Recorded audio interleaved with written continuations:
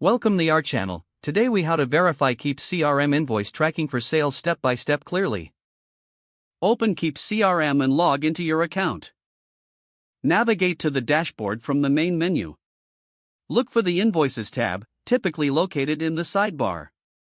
Click on the Invoices tab to view your invoice list.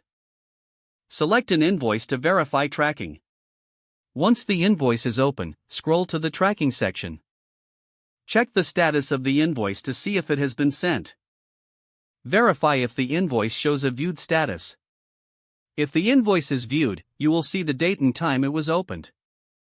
To ensure accuracy, compare this data with your sales records. Next, review any associated payment details. Check for payment status indicators like paid, pending, or overdue. If applicable, examine the payment history for this invoice. Look for any notes or comments related to the invoice tracking. Consider confirming with the customer if necessary. Utilize the search function if you have multiple invoices to find specific records. Once all tracking information is confirmed, you can proceed with follow-up actions. Ensure to document any discrepancies for future reference. Finally, log out of Keap CRM securely when you are finished. If the page does not load, refresh the browser or try again in a private or incognito window.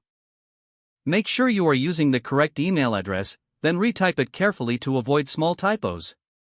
If your password is not accepted, use the reset option and create a new strong password you can remember.